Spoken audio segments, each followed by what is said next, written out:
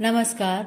अनुभव की सीढ़ी के सभी दर्शकों व श्रोताओं को मेरा प्यार भरा नमस्कार। मित्रों, आज मैं निरुपमा मेहरोत्रा के द्वारा किए गए विशिष्ट कार्य की बात करूंगी।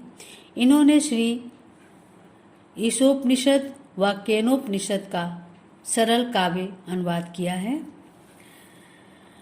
निरुपमा जी की कृति की बात करें उससे पहले मैं समझती हूँ कि उपनिषद पर भी कुछ बात की जानी चाहिए। हमारे सनातन धर्म का मूल है वेद। वेद जो विद धातु से बना है, जिसका अर्थ है जानना। मंत्र राशि के समूह का नाम वेद और ज्ञान के प्रतिपादक मंत्रों को उपनिषद कहा जाता है। वेदों में यज्ञ यानी कि कर्म, उपासना यानी भक्ति और ज्ञान का निरूपण है। वे सब साधन हैं। वेद का परम प्रयोजन है वेदांत या उपनिषद, अर्थात एक ऐसा ज्ञान जिसको जानने के बाद कुछ जानना शेष न रहे। यजुर्वेद में मुख्य रूप से कर्म कांड की चर्चा की गई है, परंतु इसके 40वें अध्याय में कर्म की व्याख्या नहीं है। इसी अध्याय का नाम है ईशोपनिषद। इसे पहला उपनिषद माना जाता है। मुख्य रूप में 11 उपनिषद प्रसिद्ध हैं, जैसे ईश, केन, कठ, प्रश्न, मुंडक, मांडूक्य, ऐतरेय, तैत्तिरीय, श्वेताश्वतर, बृहदारण्यक और छांदोग्य, जिसमें से ईशोपनिषद व केनोपनिषद की काव्यात्मक प्रस्तुति निरुपमा जी ने दी है। इसे मनसा पब्लिकेशन, गोमती नगर, लखनऊ द्वारा प्रकाशित किया गया है। निरुपमा जी भारतीय स्टेट बैंक से सन 2013 में सेवानिवृत्ति के पश्चात स्वतंत्र रूप से साहित्यिक व समाज सेवा कर रही हैं। आप श्री महिला शक्ति मंडल फाउंडेशन तथा अभिव्यक्ति साहित्यिक संस्था से जुड़ी हुई हैं। कहानी, कविता, यात्रा वृत्तांत तथा लेख विधा में आप लेखन कार्य कर रही हैं। इसी कड़ी में यह ईशोपनिषद व केनोपनिषद की सरल काव्य प्रस्तुति भी अत्यंत महत्वपूर्ण कार्य है। श्री ईशोपनिषद के 18 मंत्रों का आपने काव्यात्मक भावानुवाद किया है। पंफलेट के रूप में प्रकाशित इस अनुवाद के मैं कुछ मंत्र निरुपमा जी द्वारा किए गए सरल अनुवाद के साथ पढ़ती हूँ। इसका आरंभ इन्होंने इस स्तुति के साथ किया है। ओम पूर्णामदः पूर्णामिदं पूर्णात् पूर्णमुदच्यते पूर्णस्य पूर्णमादाय पूर्णमेवावशिष्यते। प्रभु, अब अनुवाद देखिए कि प्रणव पूर्ण है, संपूर्ण है, उनसे उत्पन्न जगत पूर्ण है, उद्भूत इकाई लेने पर भी ईश्वर रहता परिपूर्ण है। इसी ईशोपनिषद का जो पहला मंत्र है उसको देखें कि ईश्वाश्वमिदं सर्वं यत् किंचित जगत्याम जगत तेन त्यक्तेन भुंजिता माँ गृधः कश्चित् धनम। निरुपमा जी का सरल काव्य प्रस्तुति कि संपूर्ण ब्रह्मांड का जड़ चेतन सब संपदा प्रभु आपकी, मानव भोगे जो हो नियत में, त्याग करें जो नहीं है उसकी। एक मंत्र और, मंत्र 2। कुर्वन्वे कर्माणि जिजीविषेच्छत् समाः एवं त्वयि न अन्यथे तो अस्ति न कर्म लिप्यते नरः। इसका भावानुवाद देखें कि निज कर्म हो उन्नत इस संसार में, 100 वर्ष जीने की यही हो साधना, यदि देहधारी का पथ ईश हो, फिर नहीं बांधेगी फल की कामना। मंत्र 5। यदे जति तन्नय जति तद्दूरे त्वद्धन्तिके तदंतरस्य सर्वस्य तदु सर्वाश्वास्य वाह्यते।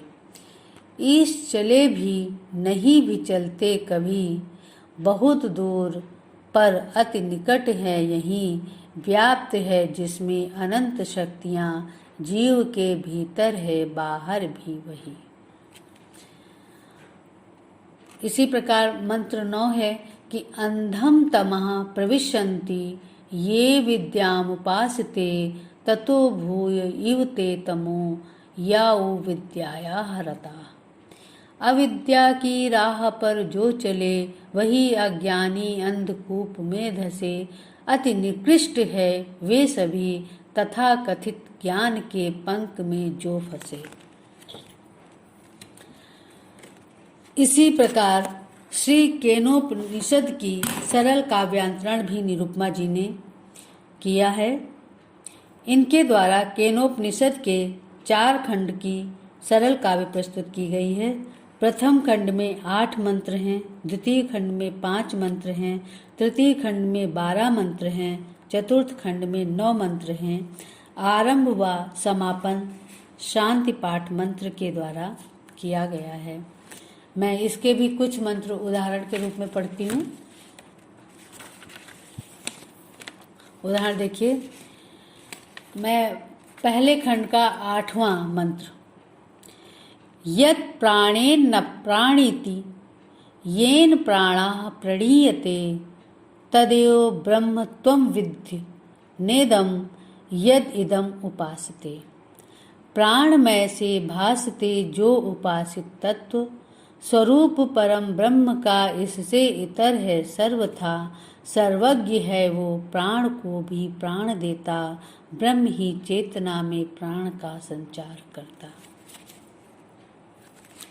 एक और उदाहरण देखें, चतुर्थ खंड का पहला मंत्र, सा ब्रह्मेति होवाच ब्रह्मणो वा एतज्जय महीयध्वमित ततो है विदाचंकार ब्रह्मेति।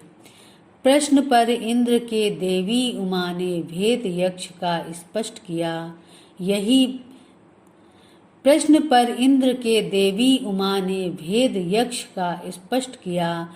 यक्ष ही ब्रह्म हैं, प्रकट थे जो यहाँ और तिरोहित हो गए। संग्राम में विजय देवों की नहीं संभव हुई, ब्रह्म शक्ति से इंद्र समझ गए, देव भ्रमवश अपनी शक्ति पर मोहित हो गए।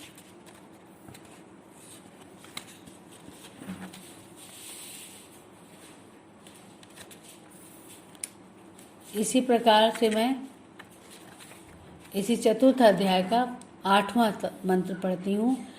तस्यै तपो दमः कर्मेति प्रतिष्ठा वेदाः सर्वांगानि सत्यम आयतनम। फिर से मंत्र देख लीजिए कि तस्यै तपोदमः कर्मेति प्रतिष्ठा वेदाः सर्वांगानि सत्यमायतनम। तपस्या इंद्रिय निग्रह निष्काम कर्म को आधार मान वेद को ब्रह्म विद्या का अंग मानने वाला साधक ही जान सकता है रहस्य सच्चिदानंद घन परमेश्वर का, क्योंकि वेद विहित आचरण से लक्ष्य पाता है चिंतक ही। तो दोस्तों, आज हमने बात की केनोपनिषद और ईशोपनिषद की, जिसकी सरल काव्य प्रस्तुति निरुपमा मेहरोत्रा जी ने दी है। आपको हमारा कार्यक्रम कैसा लग रहा है हमें अवश्य बताएं। लाइक करें, सब्सक्राइब करें, कमेंट्स करें और शेयर करें। एक बात और कि हमने जिन पुस्तकों की अभी चर्चा की है पिछले कार्यक्रमों में, हमारे एक मित्र ने कहा कि अगर हम इन पुस्तकों को पाना चाहें तो कैसे प्राप्त करें। इसलिए मैं कवित्री निरुपमा मेहरोत्रा जी का मोबाइल नंबर आपको दे रही हूँ ताकि आप उनसे संपर्क कर सकें। उनका मोबाइल नंबर है 9559513756। नंबर मैं एक बार फिर से बोल रही हूँ, 9559513756। इसी के साथ आपका बहुत बहुत आभार। आप सबको मेरा प्रणाम, धन्यवाद।